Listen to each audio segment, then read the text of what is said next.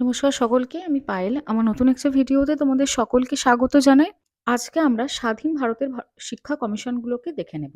স্বাধীনতার পর ভারতবর্ষে শিক্ষা কমিশন গঠনের প্রয়োজনীয়তা কেন পড়ল সেটা প্রথমে আগে আমরা দেখে নিই।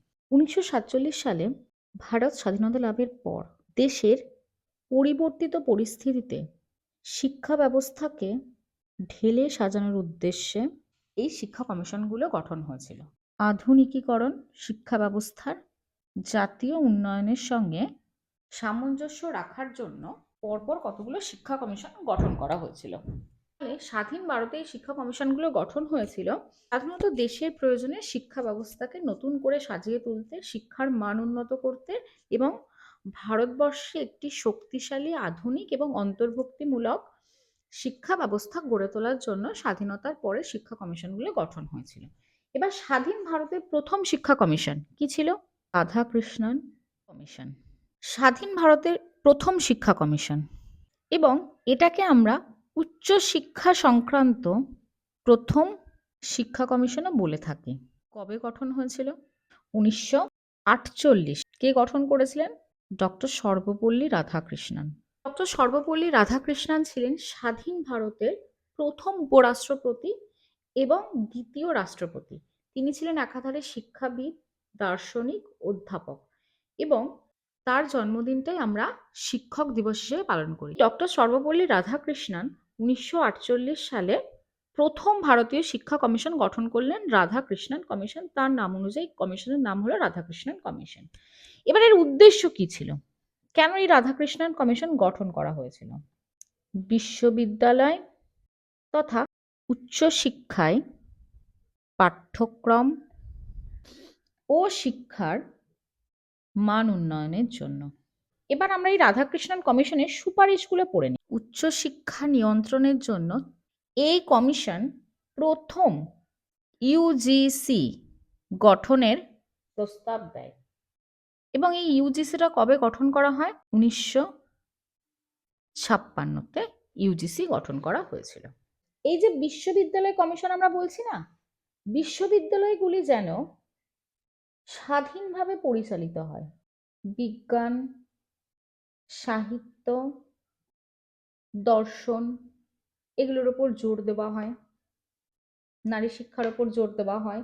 তৃতীয়ত হচ্ছে গ্রামীণ বিশ্ববিদ্যালয় স্থাপন করা হয়, মানে গ্রামীণ এলাকাতেও শিক্ষার মানের উন্নয়ন হয়।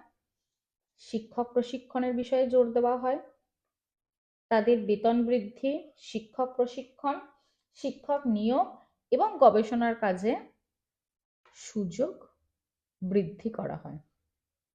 আর যেটা সবচেয়ে গুরুত্বপূর্ণ, শিক্ষা যেন হয় শুধু শিক্ষা নয়, শিক্ষার সাথে নৈতিকতা, মূল্যবোধ, দেশপ্রেম, মানবিকতা এবং জ্ঞান চর্চা যুক্ত হয়। শুধুমাত্র বইয়ের পড়া নয়, তার সাথে সাথে আমাদের চারিত্রিক যাতে বিকাশ হয় সেদিকটাও আমাদের নজর দেওয়া প্রয়োজন। এই হচ্ছে রাধাকৃষ্ণন কমিশন এবং রাধাকৃষ্ণন কমিশনটা ভীষণ গুরুত্বপূর্ণ একটা কমিশন, তার কারণ এটা স্বাধীন ভারতের প্রথম শিক্ষা কমিশন ছিল। এবার আমরা পড়ব মুদালিয়ার কমিশন। মুদালিয়ার কমিশন কেন গঠন হয়েছিল? কারণ আমরা দেখলাম স্বাধীন ভারতের স্বাধীনতার পরে উচ্চশিক্ষা সংস্কারের উদ্দেশ্যে বা উচ্চশিক্ষার মান উন্নয়ন করার জন্য রাধাকৃষ্ণন কমিশন গঠন করা হলো। এবার দেখা গেল মাধ্যমিক স্তরে কিছু গঠনগত ত্রুটি রয়েছে, কিছু পরিকাঠামোগত ত্রুটি রয়েছে, তখন মুদালিয়ার কমিশন গঠন হলো। এবার এই মুদালিয়ার কমিশনটা কি? স্বাধীন ভারতের প্রথম মাধ্যমিক স্তরের শিক্ষার গুণগত মান উন্নয়ন করার জন্য, পাঠ্যক্রম নির্বাচন করার জন্য যে কমিশন গঠন করা হয়েছিল সেটাই হচ্ছে মুদালিয়ার কমিশন। তাহলে স্বাধীনতার পরবর্তী প্রথম মাধ্যমিক শিক্ষা কমিশন কবে গঠন হয়েছিল? ১৯৫২-তে। কে গঠন করেছিলেন?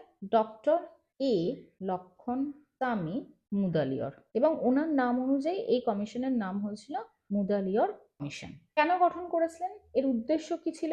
মাধ্যমিক স্তরে শিক্ষার গুণগত মান উন্নয়ন, পাঠ্যক্রম নির্বাচন, স্বাধীনতার পর ভারতের শিক্ষা ব্যবস্থা পর্যালোচনা কর।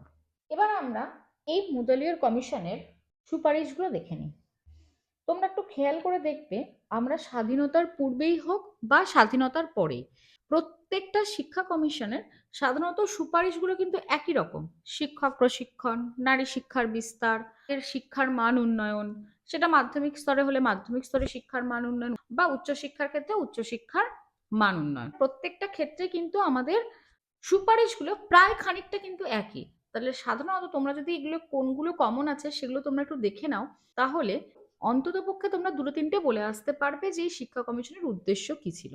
নিরক্ষরতা দূরীকরণ, কুসংস্কার মুক্ত সমাজ ব্যবস্থা গড়ে তোলা, শিক্ষার কাঠামো পরিবর্তন, অর্থাৎ প্রাথমিক শিক্ষার পর 3 বছর হচ্ছে মাধ্যমিক এবং 4 বছরের জন্য উচ্চ মাধ্যমিক, অর্থাৎ শিক্ষার কাঠামোগত পরিবর্তন।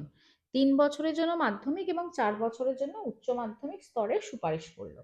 শিক্ষার্থীদের তাদের আগ্রহ অনুযায়ী বিষয় নির্বাচন, কেউ যদি বিজ্ঞান শাখায় পড়তে চায় বিজ্ঞান, কেউ যদি বাণিজ্য শাখায় পড়তে চায় বাণিজ্য, মানে তার যে বিষয়ে আগ্রহ আছে সেই অনুযায়ী সে বিষয় নির্বাচন করতে পারবে। বৃত্তিমূলক শিক্ষার উপর জোর দেওয়া, যাতে তারা ভবিষ্যতে নিজেরা আত্মনির্ভর হয়ে ওঠে। পরীক্ষা পদ্ধতির সংস্কার, এছাড়া বাস্তব অভিজ্ঞতা অর্জন, এমনভাবেই পড়ানো, মানে পাঠ্যক্রমটা এমনভাবেই রচনা করা হলো যাতে তারা বাস্তব অভিজ্ঞতা অর্জন করতে পারে, মানে যেটা তারা শিখছে সেটাকে যেন বাস্তব জীবনে তারা কাজে লাগাতে পারে।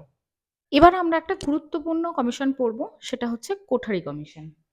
কোঠারি কমিশন ছিল ভারতের শিক্ষা ব্যবস্থার ব্যাপক পুনর্গঠনের জন্য গঠিত একটি শিক্ষা কমিশন। আমরা প্রথমে দেখলাম রাধাকৃষ্ণন শিক্ষা কমিশন উচ্চশিক্ষা সংস্কারের উদ্দেশ্যে গঠন করা হয়েছিল, এবং মুদলিয়ার কমিশনটা দেখলাম আমরা মাধ্যমিক স্তরে শিক্ষার উন্নতির ক্ষেত্রে বা সংস্কারের উদ্দেশ্যে গঠন করা হয়েছিল। কিন্তু এই কোঠারি কমিশনটা ভারতের শিক্ষা ব্যবস্থার, মানে সম্পূর্ণ শিক্ষা ব্যবস্থাকে প্রাথমিক স্তর থেকে উচ্চশিক্ষা পর্যন্ত সমস্ত শিক্ষা ব্যবস্থাকে পর্যালোচনা করে একটা নীতি প্রণয়ন করা হয়েছে। ভারতীয় শিক্ষা ব্যবস্থাকে ব্যাপক পুনর্গঠনের জন্য এই শিক্ষা কমিশন গঠন করা হয়েছে। এই শিক্ষা কমিশন কবে গঠন হয়েছিল? 1964 সালে। কে গঠন করেছিলেন?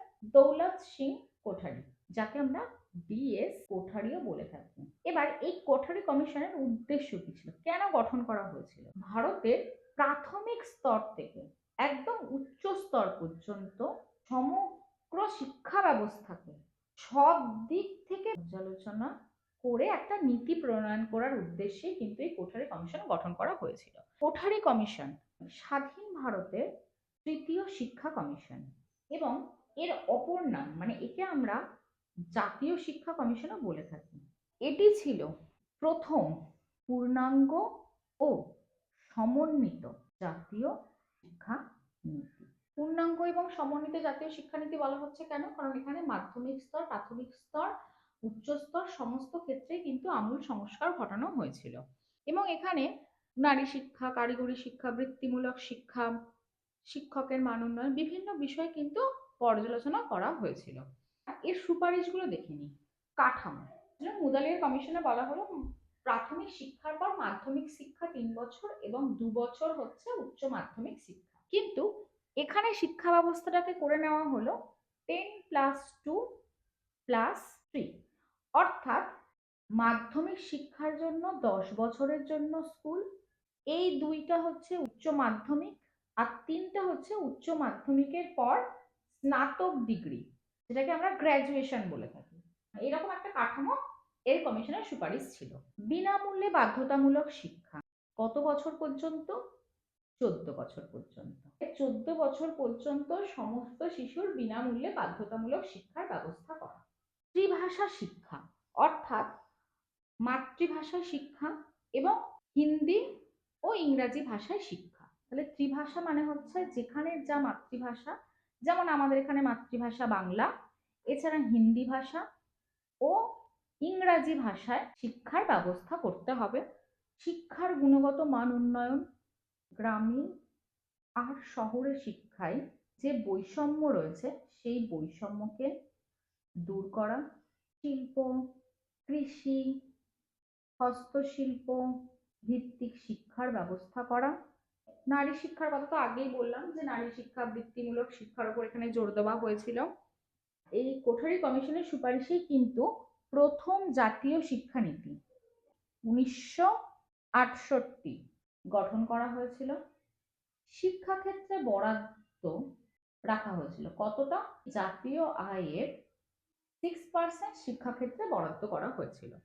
এই হচ্ছে আমার কোঠারি কমিশনের সুপারিশ, এবং এই কোঠারি কমিশনের সুপারিশের ভিত্তিতে প্রথম জাতীয় শিক্ষানীতি 1968 এলো।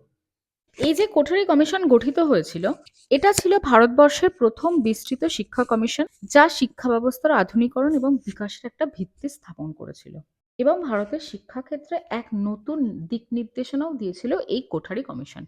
সুতরাং কোঠারি কমিশনটা কিন্তু ভীষণ গুরুত্বপূর্ণ একটা টপিক, খুব ভালো করে পড়বে। এই হলো আমার স্বাধীনতা পরবর্তী শিক্ষা কমিশন। তো ভিডিওটা তোমাদের কেমন লাগলো তোমরা জানিও, আর ভিডিওটা ভালো লাগলে অবশ্যই লাইক করে দেবে, আর কমেন্টে আমাকে জানিও তোমাদের কেমন লাগলো, আর নতুন হলে অবশ্যই আমার চ্যানেলটাকে সাবস্ক্রাইব করে দেবে। তো আজকে ভিডিও এই পর্যন্তই, টাটা।